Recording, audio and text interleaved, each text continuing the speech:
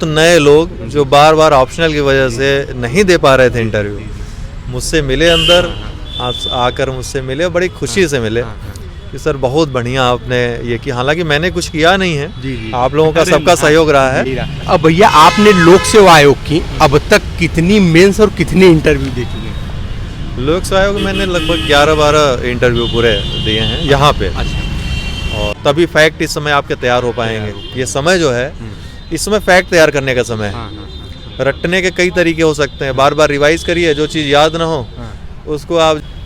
नमस्कार दोस्तों, UPPSC daily news में आप सभी लोग का स्वागत है। दोस्तों यूपीपीसीएस 2023 का साक्षात्कार चल रहा है और हमारे सीनियर, जिनको हम भी अभी तक तो हम बोलते थे कैंडिडेट बाहर निकल के आ रहे हैं, लेकिन हमारे भी सीनियर और मैं अपना गुरु भी मानता हूं इनको, उत्कर्ष द्विवेदी भैया, जो कि इंटरव्यू इस बार पीसीएस 2023 का भी देने आए हैं। आप सभी लोग के लिए स्पेशली एक वीडियो बनवाने के लिए इन्होंने इसलिए कहा क्योंकि और हमारी भी इच्छा थी इस वजह से कि देखिए लोक सेवा आयोग में ऑप्शनल हटवाने को लेकर सबसे बड़ी जो मुहिम का नेतृत्व किया है उत्कर्ष द्विवेदी ने किया, और साथ ही में पीसीएस 2023 का वो इंटरव्यू भी दे रहे हैं। इसी पर्पस को लेकर के हमारा ये इंटरव्यू लेने का सबसे बड़ा मुद्दा था। अन्यथा एक साल के अंदर में इन्होंने तकरीबन 5 इंटरव्यू दिए हैं, हमने किसी में भी आप सभी लोग को आयोग से इनका इंटरव्यू प्राप्त नहीं करवाया होगा। तो भैया सबसे पहले तो आपको एक बार फिर से बहुत बहुत शुभकामनाएं।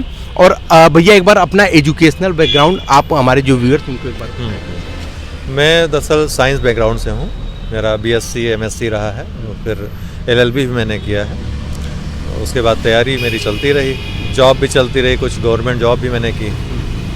अच्छा, यही रहा। अब भैया आपने लोक सेवा आयोग की अब तक कितनी मेंस और कितने इंटरव्यू दे चुके हैं? लोक सेवा आयोग मैंने लगभग 11-12 इंटरव्यू पूरे दिए हैं यहाँ पे। अच्छा। और पीसीएस का 5वां इंटरव्यू है ये मेरा। अच्छा भैया आपका ऑप्शनल कौन सा था इसके पहले?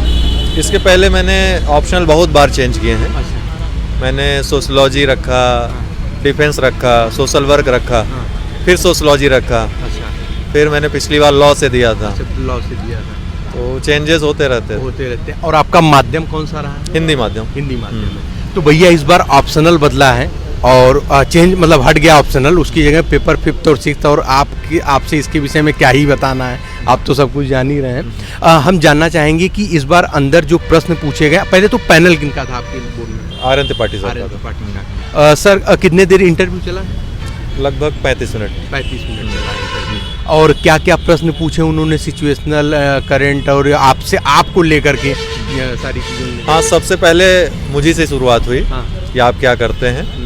तो मैंने कहा कि अभी मैं शिक्षा दे रहा हूँ सर, मैं सिविल सर्विसेज के स्टूडेंट्स को पढ़ाता हूँ। तो इन्होंने क्या पढ़ाते हो? मैंने कहा सर सभी लगभग पढ़ाता हूँ। नहीं, आपको क्या सबसे अच्छा पढ़ाना लगता है? मैंने कहा सर मैं, उस समय तो पॉलिटी निकल गया मेरे मुँह से, तो पॉलिटी से पूछने लगे, खासकर सैद्धांतिक जो प्रश्न होते हैं, बेसिक क्वेश्चन ही थे, थोड़े से टेक्निकल थे।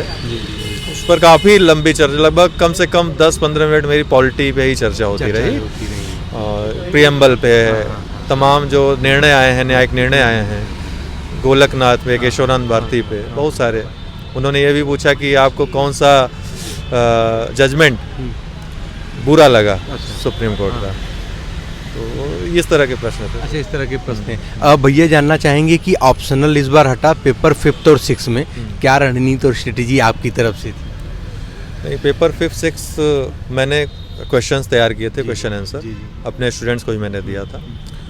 और वो क्वेश्चन आंसर जो तैयार किए गए हैं वेबसाइट से, जो गवर्नमेंट की वेबसाइट है, यूपी गवर्नमेंट की वेबसाइट है, कुछ किताबों से भी लिया गया है और कुछ ऑफिसेज में किताब हैं यूपी गवर्नमेंट की, वहाँ से भी कुछ कंटेंट लिए गए हैं। डाटा जो है बजट आर्थिक समीक्षा से काफ़ी लिए गए हैं। तो वही सब यही सारी चीज़ें नहीं। दोस्तों आप सभी लोगों को बताना चाहेंगे कि भैया की एक संस्था भी है जो कि यूट्यूब पे ही है, जय स्टडी चैनल करके, और वहाँ से जैसे पिछली बार RO 2021 में रैंक 1 अवध भान सिंह भदौरिया, उनका सिलेक्शन हुआ और अन्य बहुत से लोगों का सिलेक्शन हुआ है। उम्मीद करते हैं इस बार ये लोक सेवा आयोग इंटरव्यू भी दे रहे हैं और इन्हीं के संस्था से हो सकता है कोई टॉपर भी निकले। आज देखेंगे क्या हो सकता है, कुछ भी हो सकता है भैया। पूरी उम्मीद है। चलिए उम्मीद करते हैं और हम लोग के लिए भी अच्छी बात है। अब ये एक चीज़ और जानना चाहेंगे भैया कि इसमें पीसीएस 2024 का एग्ज़ाम काफ़ी नज़दीक है, तो उसके लिए कुछ छात्रों को मोटिवेशन, मतलब क्या पढ़ें, क्या इस समय क्या करें वो, और साथ ही में RO के जो एग्ज़ाम उसके लिए भी बताएं आप। अब देखिए ROPCS का एग्ज़ाम लगभग साथ साथ है। करंट अफेयर्स मुख्य फोकस होना चाहिए इस समय, क्योंकि उस वर्ष भर का करंट अफेयर्स चूँकि एक निश्चित रहता है। आपने अगर 35 प्रश्नों की तैयारी अच्छी कर ली है, 35-40 प्रश्न पूछे जाते हैं करंट अफेयर्स से, उसमें यूपी करंट का भी काफ़ी योगदान रहता है, काफ़ी प्रश्न पूछे जाते हैं। ये आपने अच्छे तैयार कर लिया।